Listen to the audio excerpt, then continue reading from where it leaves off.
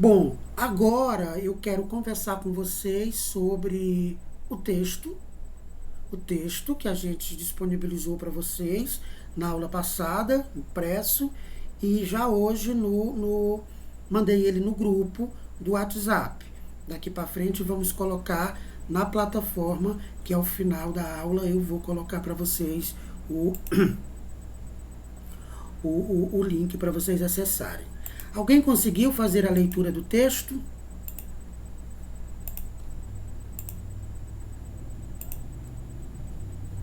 Hein, gente?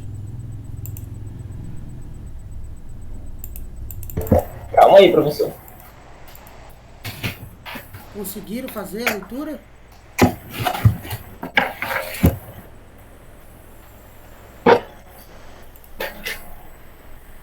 Que houve? Pode começar? Pode. O que você extraiu do texto? Vamos lá. Bem, o que é antropologia? Existe um grupo de cientistas que se dedica a estudar a humanidade como um todo, desde, as, desde suas longínquas transformações sofridas ao longo do tempo, até suas manifestações culturais, religiosas. Esses estudiosos da humanidade são antropólogos, que se apoiam em diversos métodos e técnicas para desenvolver suas pesquisas. É importante ressaltar que a história da antropologia, apesar de relativamente recente, se comparada com outras disciplinas científicas, é muito dinâmica e propiciou a formação de múltiplas correntes metodológicas. Contudo, é inegável que a população em geral desconhece quem é e como atua o antropólogo. Mesmo entre as pessoas que já ouviram falar da antropologia, seus conhecimentos acerca deste campo do saber são moldados dentro das representações estereotipadas. Ou seja, a noção geral do antropólogo é caricatural.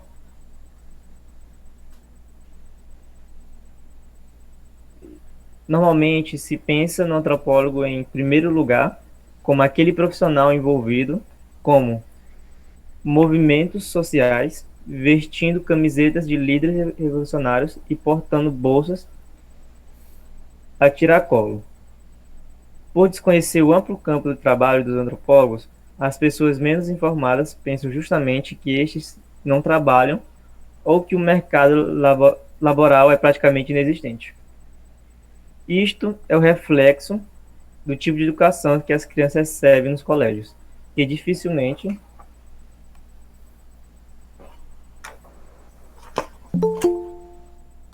expõe um leque abrangente de profissões aos estudantes. A sociedade acaba dando suporte para a manutenção desse tipo de situação a partir do momento em que se destaca uma pequena lista de profissionais respeitáveis, desprezando todos os demais campos. E nunca ouvi alguém fazer menção à reação preocupada dos pais diante de uma escolha por uma profissão diferente das classes. Meu filho, mas como você vai fazer para ver disso? Dessa forma, sacrificam-se vocações enquanto que em alguns campos não é possível suprir a demanda por profissionais. Mesmo assim, as escolhas acabam para recair naquelas áreas em que há muito tempo as universidades formam mais profissionais que a real necessidade do mercado de trabalho. Resultado: de um lado diplomados desempregados, de outro vagas sobrando por falta de profissionais. Ok, aqui um pouquinho. Bom, a ideia era vocês terem lido em casa, com calma, já tem uma semana, e aqui a gente fazer os comentários. A partir do que tu leu, o que pode ser sintetizado aí?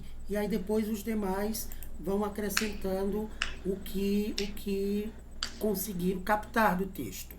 Porque assim, gente, o tempo é bem curto na aula, então eu vou sempre disponibilizando os textos com certa antecedência para vocês lerem. É claro que quando a gente vai falar, a gente dá uma lidinha ali e tal, para ajustar as ideias e toca a explicação. Essa primeira parte do texto aí eu achei meio assim, legal, assim, quase. Eu sorri um pouco quando eu tava lendo no início. Que quando ele tava explicando o que é um antropólogo, né? O que ele descreveu aí é basicamente como se fosse um ativista, né? Com a bandeira e tal, que é logo ali manifestação, que é logo meteu o louco. Mas não é bem isso, né? É um corpo totalmente diferente. Mas a visão que a gente tem realmente é essa, como se fosse uma pessoa, um revolucionário, né? Exatamente, né? A sociedade leiga tem uma visão deturpada sobre vários campos do conhecimento. Ainda ontem, Hugo, eu falava com os meninos da disciplina de filosofia, aí o que os meninos perguntam? Não, professor, eu pensava que um filósofo era um velhinho, um descabelado, barbudo, ficava só pensando coisas com a cabeça no mundo da lua e tal. E o que faz um filósofo, né? Então a gente falando, pensando sobre essas coisas. Aí sobre a pessoa que estuda a antropologia, né? A gente pensa num indivíduo desarrumado, com a camiseta de líderes religiosos e líderes sociais, com uma bolsinha a tiracolo, de sandália, desarrumado e tal. Né? Na verdade, não é isso. Claro que tem alguém que, por se envolver tanto com a cultura, por se envolver tanto com a questão humana, né, se desprende das questões materiais. Mas isso não é regra. Eu sou filósofo, né? Eu estudo a questão humana, meu doutorado é em humanidade, eu sou extremamente humano, eu sou ligado a um movimento social, mas nem por isso é preciso aderir a um outro estilo de vida. Vocês devem estar vendo aqui na minha atrás, né, aqui na minha sala de leitura, onde eu estou agora, eu moro em um assentamento. Eu sou sem terra por identidade. Essa bandeira aqui, vermelha, é do MST. É um movimento social que eu faço parte. Cai fora, professor. Oi? Cai fora desses caras aí, professor. Esses caras são tudo perigosos. Não, pois então eu que sou perigoso, então. Então, essa outra bandeira aqui, verde, você nem sabe de nada da vida. Essa bandeira é a bandeira da Via Campesina. Sabe o que é Via Campesina? É um movimento mundial que aglutina todos os movimentos sociais do campo, principalmente da América Latina e agora da Europa, entende? Então, esse outro tecido aqui é tecido que os índios, os negros, as negras usam para fazer um turbante, os índios usam para se cobrir. Então, essa estampa é uma estampa tribal, né? Ali é a bandeira da Via Campesina, aqui é a bandeira do MST. Então, eu sou filósofo, eu trabalho com um movimento social, mas eu não ando, né, com a bolsinha de lado, eu sou descabelado, discriminado. Não, essa é uma concepção errada. Né? E eu sou extremamente humano, me preocupo com a humanidade, com a alimentação saudável, com a natureza, com a diversidade, com a cultura e tal. Mas a sociedade, por desconhecer, né, porque não estuda, a maior parte da nossa sociedade, a sociedade brasileira não estuda, não chega na universidade, não chega onde vocês chegaram. Vocês são privilegiados de certa forma, porque estão em um espaço acadêmico e têm a oportunidade de conhecer essas coisas. Mas a maioria da população no Brasil não tem. Então, a gente até releva que as pessoas falam essas bobagens porque não conhece. Então, porque viu no livro, porque viu na televisão e vai construindo um imaginário de algumas profissões, né? Como o antropólogo, que estuda o desenvolvimento humano, as culturas e tal. E do filósofo, que só fica pensando lá. Não é bem assim, a gente faz 300 coisas ao mesmo tempo. Entende? Muito bem colocado. Quem mais leu pode fazer trazer mais informações do texto. Eu tenho, se não vou falar nada, eu tenho outra que eu vou falar aqui, professor. Diga. Eu tava vendo, tá mais lá embaixo, né? Então mais em cima não, no texto, né? Sim, pode ir lá, pode É, clicar, não tem problema. mas o campo de trabalho do antropólogo vai além, abrangendo desde do meio empresarial, dessa parte aqui é o que o pessoal esquece, né? Que acha que isso é meio do mato, tal, só essa interior em si. Mas eu achei interessante também essa parte que abrange o meio empresarial, é, até as tensões sociais no campo ou bolsões de pobreza. Com efeito, podemos pensar em um antropólogo envolvido na maioria das atividades humanas, que são elas saúde, gestão, educação e outros setores, terceiros setores aí, né? Que é uma parte que eu achei interessante nessa. Exatamente. E a lista se avoluma. Mas antes de poder explorar melhor o mercado de trabalho do antropólogo, faz-se necessário definir com clareza o que é a antropologia. Então, eu já fiz o inverso, já disse o que é antropologia, agora a gente está vendo um pouco do trabalho de um antropólogo. Bom, vocês não serão antropólogos, claro, terão outras profissões. Mas é preciso saber que em todas as profissões elas requerem humanidade. Humanidade. Né? Um administrador, alguém formado em administração, que não tem uma base humana, vai ter muita dificuldade nessa sociedade. Um psicólogo que não tem uma base humana, um engenheiro que não tem uma base humana, antes de você ser engenheiro, administrador, zootecnista, veterinário, antes de qualquer coisa, você é humano. E o indivíduo que não tem a sensibilidade humana para compreender os problemas da sociedade onde ele está inserido, será um profissional fracassado. Porque a humanidade grita por gente, né, que se preocupe com as questões humanas. Chega de tanta mercadoria, de tanta coisa. Claro que isso é necessário, as construções, a mercadoria, as coisas para a gente viver. Mas antes disso tudo, a gente é humano. Então, aí tem o trabalho, né?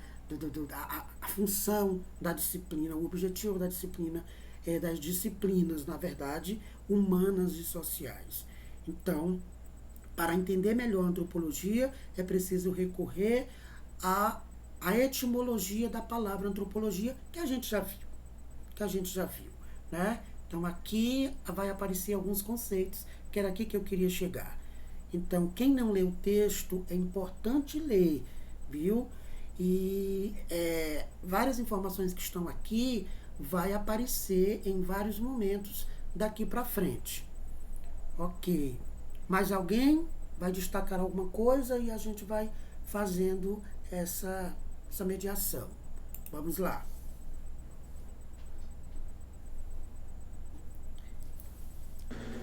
Vou dar oportunidade para meus colegas, professor, agora. Muito bem. É bom que eu vou sabendo assim o nível da turma. Aí daqui para frente eu não vou mais pedir só para ler, vou pedir para ler e fazer alguma coisa, né? Para ver se consegue fazer a leitura, porque a leitura é fundamental. Essa disciplina é uma disciplina com a base teórica e ela precisa ler os textos para a gente aprofundar. Quem mais? Quem são seus colegas que tu está dando a oportunidade? Nessa parte aqui também, professor, que fala questão da escolha de uma profissão futuro, que às vezes são muito baseados no que os pais querem, não do que o filho quer. Certo, isso mesmo. Então aqui tem o esqueminha que eu apresentei para vocês agora há pouco. Então eu pedi para vocês ler o texto para quando eu estivesse falando aquilo que eu falei agora há pouco, vocês já estarem um pouco mais afinado com a discussão, né? Então é isso. A antropologia física, eu comentei com vocês já, né? Essa estrutura aqui da antropologia física e a antropologia cultural, as suas ramificações. Então, a antropologia física, aí é o pessoal mais das ciências ligada à biologia. Arqueologia também, eu já expliquei, então aqui o texto era para fazer esse aprofundamento, né? A linguística antropológica, que foi a que a gente menos falou, ela vai estudar a grande diversidade de linguagens faladas pelos seres humanos. Somente no Brasil há centenas de línguas faladas, como as línguas indígenas, que a gente chama de dialetos. Dialetos são línguas de pequenas tribos, ou de tribos que não é uma língua padrão que todo mundo fala. Então, no Brasil, há uma grande quantidade de línguas ou de dialetos, porque havia aqui, né, muitas tribos, muitos povos diferentes. Mas também há muitos aspectos regionais que geram diferente forma de se expressar.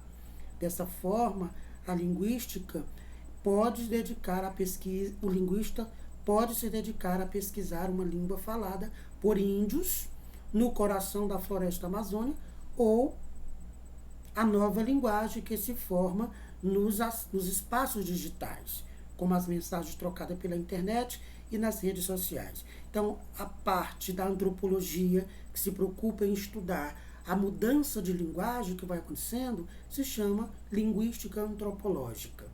E aqui no Brasil há muitas pessoas que estudam esse aspecto da antropologia, porque há na nossa cultura a fusão de várias línguas. Ora, aqui estavam os indígenas com suas línguas e dialetos diversos em diversas tribos. Vieram os europeus, né? Vieram os europeus, principalmente de Portugal, né? De Portugal, falando português de Portugal. Depois vieram os franceses, que falam francês. Depois vieram até os alemães, ou alemãos, e, enfim, vieram várias nacionalidades da Europa, né? E depois vieram os negros, né? Os povos da África, com suas línguas também específicas e seus dialetos, porque a África tem vários países e muda muito a língua de um país para outro. Resumindo, resultado é a nossa língua. Nós temos uma língua que é diferente. Em nenhum país no mundo, fala a mesma língua que nós. Portugal fala outro português. Em nenhum país do mundo teve essa mistura, né, de línguas indígenas nativas, de línguas africanas e de línguas da Europa. O único no mundo que fala igual nós é o Brasil.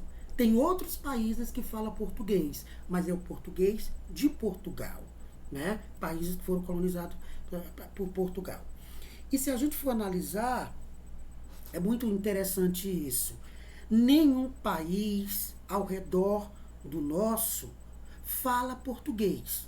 A gente está na América Latina. Na América Latina. Por que América Latina, professor? Bom, o Brasil fica na América do Sul. A América é dividida em América do Norte, América Central e América do Sul. Parece que quem mora na América do Norte é melhor de quem mora na Central, que é melhor de que quem mora no Sul. Então a gente mora na América do Sul.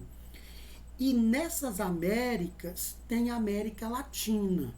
Que é isso, professor? A gente não costuma ver isso quando se refere ao aspecto geográfico.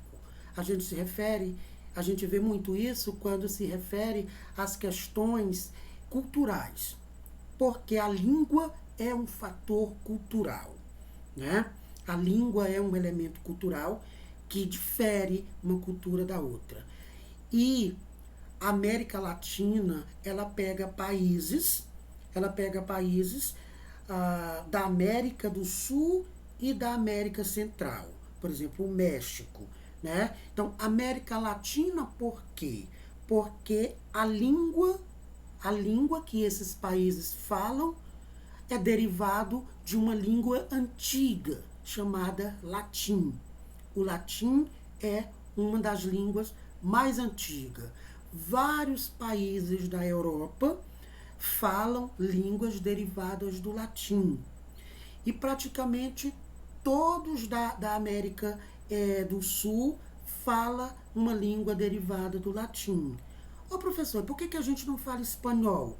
Todos os nossos vizinhos falam espanhol. Né? Por experiência própria, eu falo espanhol. Né?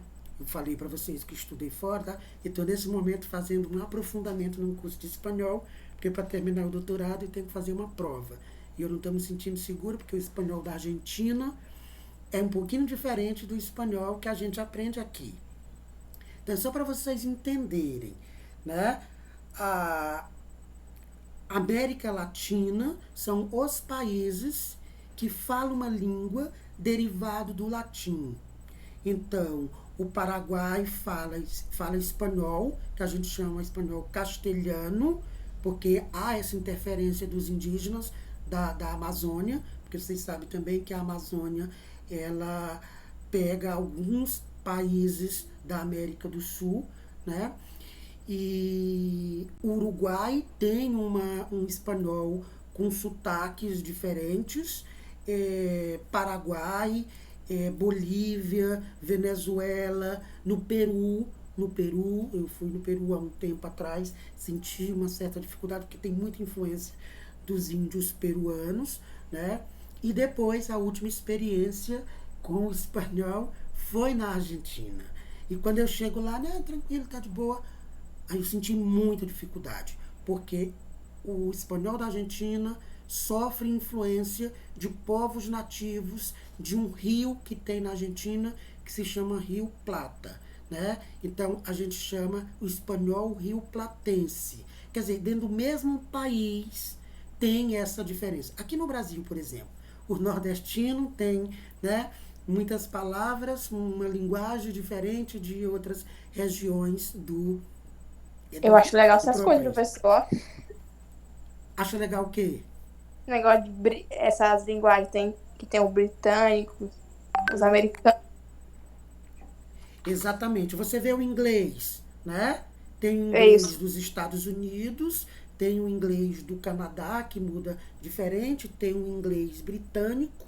É como aqui, a gente tem o português de Portugal, tem o português do Brasil e ainda tem o português da África. Tem alguns países da África que foram colonizados pelos portugueses de Portugal e juntou o português de Portugal com os dialetos, né, das tribos africanas e deu um outro português. Então, a antropologia que se preocupa com isso, é fantástico isso, né? Se chama linguística antropológica. Então, é muita coisa que a gente não sabe, né? E depois eu falei aqui, continuando, da antropologia cultural ou social, que é a parte que nos cabe nesse latifúndio, né? Antropologia cultural é mais amplo de todos os campos, que se ocupa da análise e descrição das culturas, além dos estudos com base na observação direta, observação de campo, estabelecendo estreita relação com os demais na tarefa de entender a sociedade. Entendeu? Quando eu fui fazer a minha tese do doutorado, do mestrado, eu pesquisei um assentamento aqui no município de Açailândia. Eu ia sempre para lá, conviver com as pessoas, né? Conviver com as pessoas e como vive, o que elas acreditam, como elas comem, como elas produzem, enfim, ali no assentamento que se chama João do Vale. Fiquei um tempão lá. E agora eu estou fazendo aqui no assentamento Califórnia, onde vivo, né? E aí eu já conheço toda essa dinâmica e tal, esperando a pandemia cessar um pouco, para eu ir em outros lugares, fazer essa comparação desses aspectos, que tudo isso ajuda na construção da consciência dos camponeses. Essa é a minha tese, é o meu objeto, a formação da consciência dos camponeses. E a formação dessa consciência se dá a partir dos aspectos culturais, né? Então, Cláudio Lévi-Strauss é um dos antropólogos mais conhecidos no mundo, criador da antropologia estrutural. Ele propõe a formação da antropologia social ou cultural em 3 estágios que eu falei para vocês. Então, a antropologia cultural tem alguns antropólogos que vai se preocupar com a questão etnográfica, que é fazer uma descrição, né, sistematizada das culturas, e tem a etnologia, né, que é o primeiro passo em direção a uma síntese, ou seja, fazer um levantamento de dados, uma comparação aí de cultura para cultura. E a antropologia, a gente já falou, vamos lá, a diferença entre a antropologia e as demais disciplinas dedicada ao estudo do ser humano, está aqui. Quando a gente estuda filosofia, a gente estuda a política como ciência, a antropologia como ciência, a sociologia como ciência, a psicologia, essas ciências mais novas, todas estão dentro do curso de filosofia.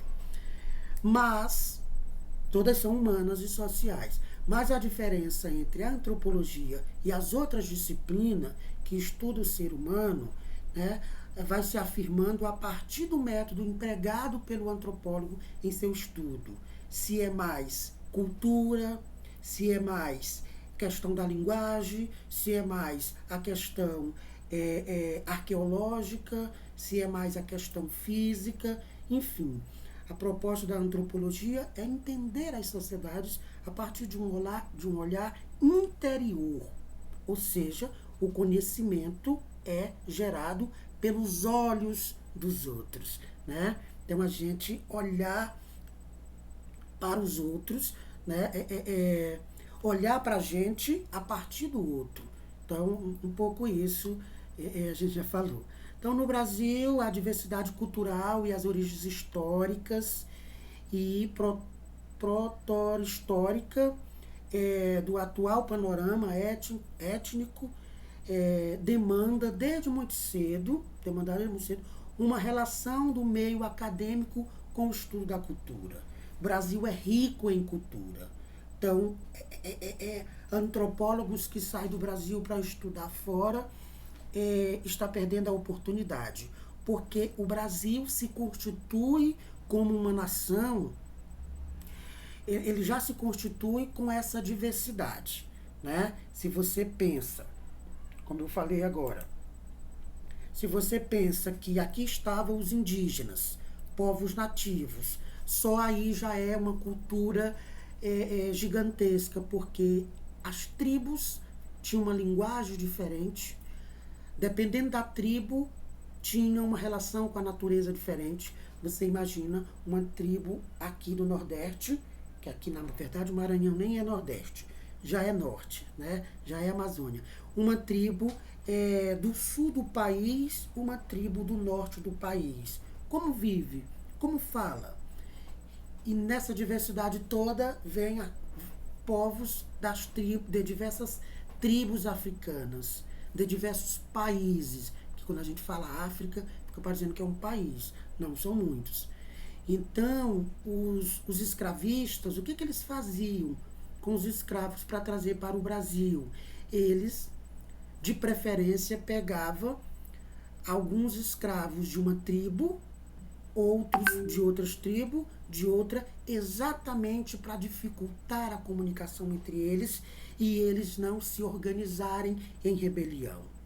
Não deu muito certo, né? Porque eles se organizaram a si mesmos, mas morreram muito, né? E aí depois vieram os europeus, né? Com diversas formas de ser, né? Um país da Europa para outro tem muitas coisas que são próximas, semelhantes, mas tem outras que são diferentes. Então junta tudo isso aqui no Brasil. Olha a bagaceira que deu, né? Deu nós, com essa língua, né? Com esse jeito de ser, com essa cultura, com a comida diferente, um pouquinho do índio, né? A macaxeira do índio, a pizza não sei de onde, a pizza da Europa,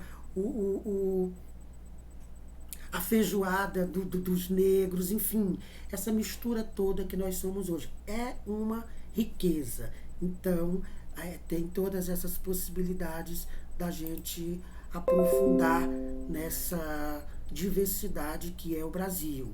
E sem contar outros sujeitos que vão aparecendo nesse cenário, né, que a gente considera diversidade e que a antropologia também vai estudar, como a questão da inserção das mulheres, né, as mulheres historicamente foram negadas como sujeito histórico e agora, de uns anos para cá, as mulheres aparecem no cenário, né, cultural, querendo trabalhar fora de casa, né, assumindo profissões que historicamente não era permitida,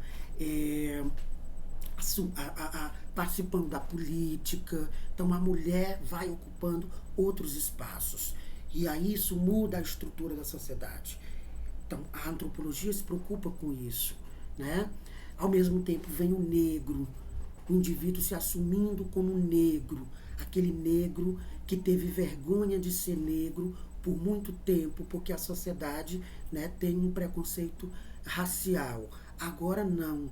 A gente vê muito as pessoas se definem, eu sou negro, né? E assume o seu cabelo, e assume a sua pele, e assume a sua identidade. Falei para vocês outro dia, né? Tem um livro ali, O Brasil Fora do Armário.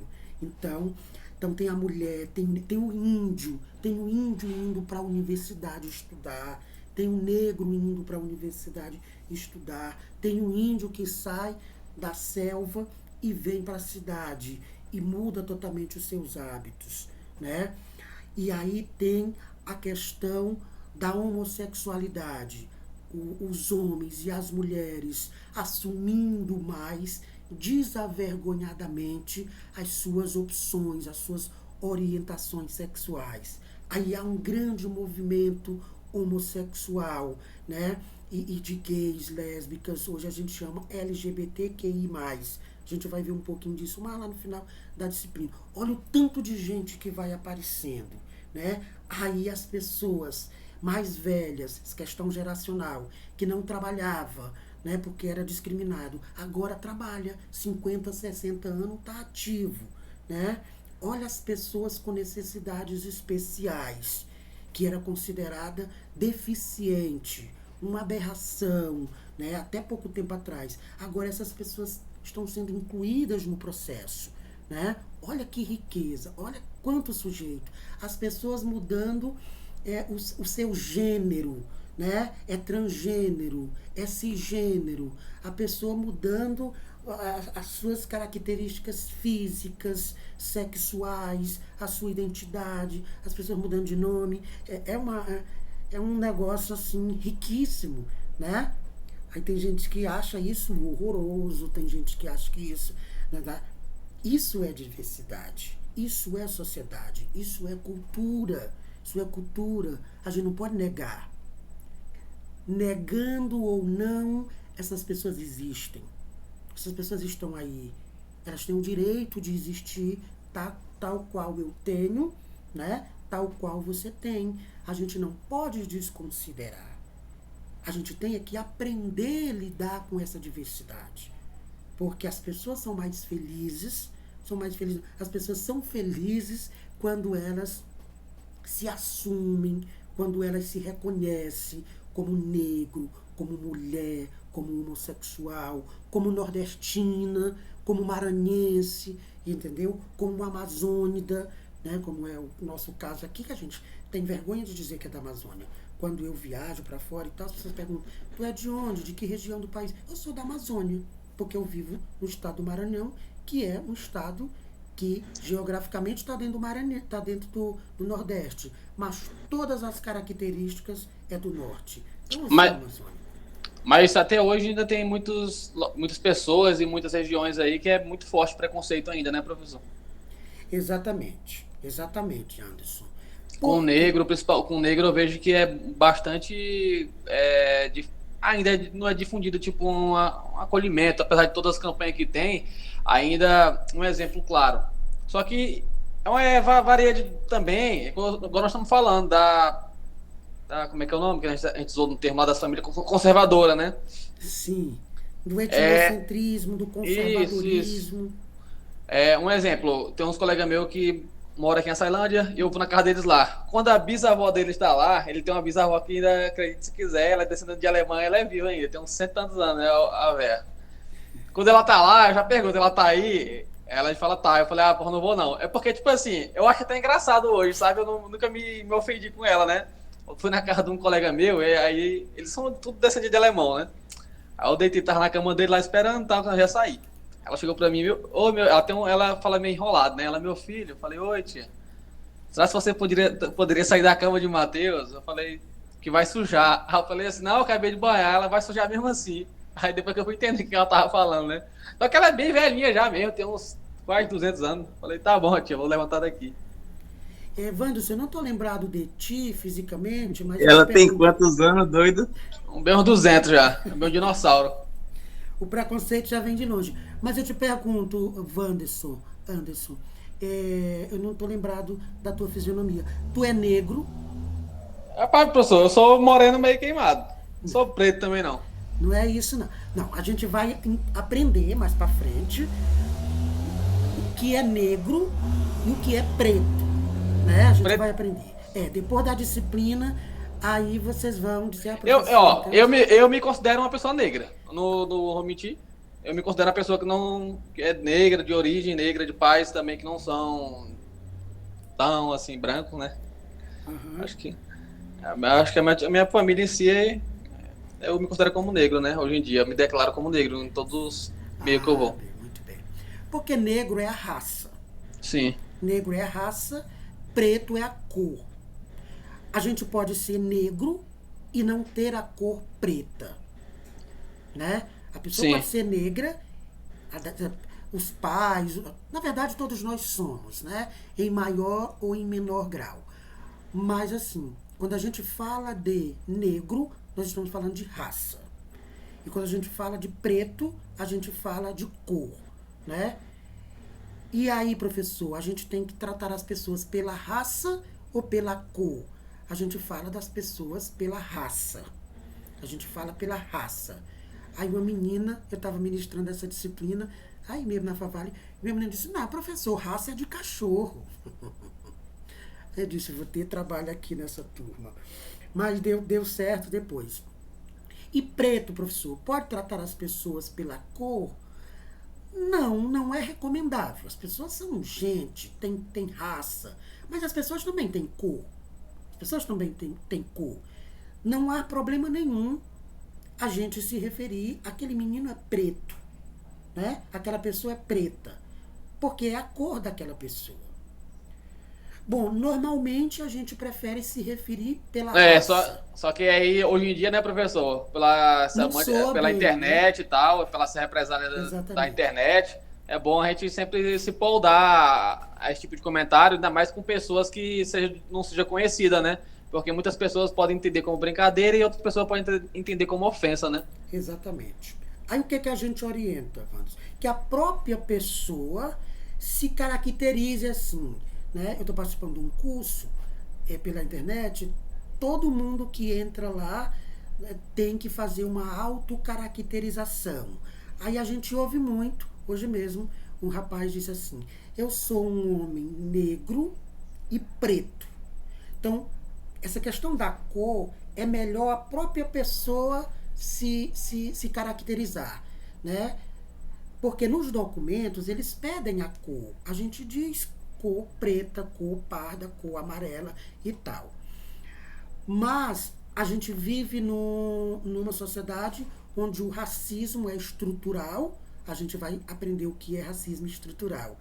Então, não soa bem eu dizer, mas está errado, professor? Não está errado. Eu dizer, o Anderson é um rapaz preto. É um rapaz de raça negra, de cor preta. Não, agora, se eu digo isso aqui, é tranquilo, porque vocês são acadêmicos, têm a cabeça aberta. Mas se eu digo isso em outro lugar, vixe, é 3 dias de confusão. Até eu me explicar, eu já estou preso, né? Então é isso. Mas essas coisas todas a gente vai trabalhando ao longo da disciplina. Por isso que a disciplina é importante para a gente ter essa aceitação. E tem um outro assunto que eu tava no Instagram, que eu tava vendo essa matéria em si, né? é foto através de... Não, como é que é? História através de imagem, né? Que é a página que eu sigo. Aí tava mostrando lá, acho que os Estados Unidos, na época de década de 40, 30, que já tinha acabado há bastante tempo, há um certo tempo já, o escravismo, né? Sim. Só que lá, eu acho que era tão ruim quanto aqui o Brasil na época da escravidão. Porque, apesar de não ter mais escravos lá, o tratamento para as pessoas era dado de forma tão pior quanto o escravo era tratado na época. Exato. Né? Então, a gente vai ter, dentro da nossa disciplina, dentro da própria aula, três oficinas. Três oficinas, né? Que já está dentro do conteúdo aí, não é algo a mais. Uma sobre o racismo, né? Essa questão negra. Eu já ministrei ela, inclusive na Favale, para outros alunos que não era. Se chama A Negritude que Habita em Mim. É uma oficina para a gente entender essas coisas. Uma outra oficina sobre o machismo estrutural, que é para homens e mulheres, a mulheres machistas também, e a outra é sobre diversidade. Sobre diversidade. Então, esses conteúdos eu já organizei, já tenho a oficina pronta, vai ser ministrada. Então, a gente vai ter toda essa possibilidade de aprofundar nessas coisas, né? Então é isso, gente. Muita coisa surge, né, nas nossas falas, nos nossos conteúdos. E aí a gente já teve estudante que durante a disciplina, né, assumiu que era negro, assumiu que era homossexual, assumiu que era explorado pelo marido, assumia que, enfim, um monte de coisas, as pessoas vão se reconhecendo. Um profissional, qualquer que seja ele tem que ter clareza de quem ele é. Senão vai ser um indivíduo frustrado. Na verdade, é todo ser humano, né? Mas como as pessoas não estudam, elas vão ter esse tipo de comportamento que você descreveu aí, né? Dos amigos, da senhorinha com 400 anos. Então é algo que está na cabeça das pessoas. E o espaço que a gente tem de desconstruir esses preconceitos, né, horrorosos é na academia. É nesse espaço da universidade. E são coisas que foram os nossos pais que nos ensinaram. Que foi na escola que nos ensinaram. Que foi na igreja que nos ensinaram. Então a gente tem a família como algo sagrado. A escola como uma instituição de respeito. A igreja, nossa, né? Mas esses espaços estão entranhados desses preconceitos culturais e sociais. E eles nos impõem. Em casa, por exemplo, eu costumo dizer isso, em casa a gente é obrigado a fazer coisas. Se não fizer, apanha. Então a gente vai pegando coisas que a gente não quer. Na escola, você é obrigado a fazer. Se não fizer, se não se comportar assim, se não pensar assim, você reprova. Então a família bate, castiga, né? A escola reprova. E na igreja, né? Na igreja, se não fizer assim, se não se comportar assim, vai para o inferno. É pecado. Então tá todo mundo dizendo o que a gente tem que fazer. E tanto a escola, como a família, a igreja e o próprio Estado, a sociedade, tão cheia de vícios, tão cheia e acha que é certo, porque não conhece, porque não estuda, porque não reflete, porque não foi para academia, entendeu? Aí vai nos dizendo o que fazer. E quando a gente vem para academia, que descobre que aquilo que nossos pais nos ensinaram não está certo, vocês lembram do videozinho da Vida Maria, da menininha, que a mãe obrigou ela a fazer tudo o que fizeram? Então é aquilo ali, né, que fazem conosco. Bom, gente, eu vou terminar aqui com vocês agora, comigo, aqui em tempo real, mas a aula continua. Nós temos que 10 minutos, aí a plataforma vai fechar. Mas eu só quero rapidamente apresentar para vocês um texto de leitura obrigatória, né? Esse texto aqui que eu vou mandar para vocês, ele já está na plataforma, mas eu vou mandar para vocês também, aí quem ainda não acessa a plataforma. Esse texto não é um texto longo, entendendo a humanidade, cultura e objeto de estudo da antropologia. Muita coisa aqui nós já falamos. Muita coisa nós já falamos e outras são novidade. O que você vai fazer? Você vai fazer uma leitura desse texto, acho que tem 10, 11 páginas, e tem muitas imagens, e você vai fazer uma leitura do texto. O texto tem 3 tópicos e você vai fazer uma leitura do texto e vai gravar um áudio para mim, com a sua compreensão. Você vai ler o texto, marcar o que foi importante, resumir em um áudio, né? Pode ser só um áudio, pode ser 3 também, porque são 3 tópicos. Cultura e objeto de estudo da antropologia. Você lê e grava um áudio, manda pelo WhatsApp no meu PV, que eu vou ouvir tudinho com muita atenção. Então, ali é um tópico, aqui é outro tópico. Professor, podia repetir de novo aí que minha internet tinha caído aqui. É para fazer o quê? Ler e mandar um áudio? Como é que é? Exato. O outro tópico é o homem e o ambiente. Então, você vai ler o texto, são 3 tópicos no texto. Para cada tópico, você vai gravar um áudio, mas pode também ser só um tópico, só um áudio para os 3. Aí você vai ler o texto, compreender. Não é obrigado a compreender, né? Então você vai ler o texto e o que você compreender, você vai organizar um áudio e mandar para mim. O último tópico é o homem através de seu passado. Bom, esse é um texto, é uma linguagem muito tranquila, muito fácil de entender. Então vocês vão ler todo o texto e organizar 3 áudios para mandar para mim. E aí eu vou ouvir os áudios e dar um retorno para vocês com base no texto na próxima aula. Então eu vou despachar vocês agora e vocês têm esse restante do tempo, 1 hora praticamente, agora é 8h48, então até as 9h40 vocês vão ler o texto e já gravar o áudio. Ah, professor, não deu tempo de gravar o áudio, só ler o texto. Ok. Eu espero que os áudios cheguem para mim antes da nossa próxima aula, para eu poder dar um retorno para vocês. Aí eu já vou registrar essa atividade como uma atividade avaliativa, certinho? Então, é ler o texto, marcar bonitinho e gravar os áudios. Pode ser só um áudio, mas para não ficar muito longo para você, para não cansar a sua beleza, você pode fazer 3 pequenos áudios.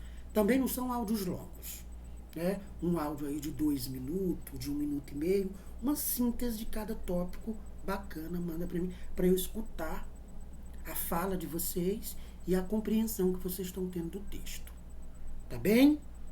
Tá entendido? Pois eu vou só ler agora, professor. Ok, E professor, então no caso tem até a próxima aula para ele mandar os áudios, né? Exatamente.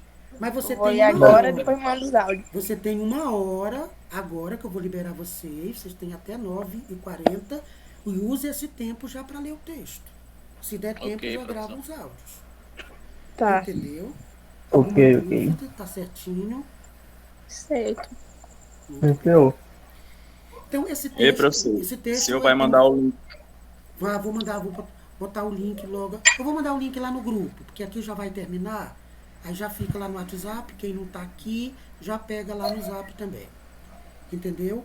Quando vocês entrarem na plataforma lá do Google Classroom, tem os materiais da aula passada e os dessa aula de hoje. Tá bem? Mas quem não se encontrar lá na sala de aula do Google, eu vou postar também o texto lá no WhatsApp. Para ficar melhor para quem não está aqui hoje, não pegou essas informações. Tudo certo? Sim, senhor. Não vão se fazer de doido, não, né? Até a próxima aula vai ter uns 200 áudios no seu PV aí. Pronto. Né? Dá uns 3 tapas neles que ele se organiza. Tá bom, gente. Então é isso. Sem mais delongas. Satisfação estar com vocês. Né? Vocês são especiais. Vão lá e qualquer coisa eu tô no Zap. Pode chamar até 12 horas, eu tô vivo. Certinho. Tranquilo.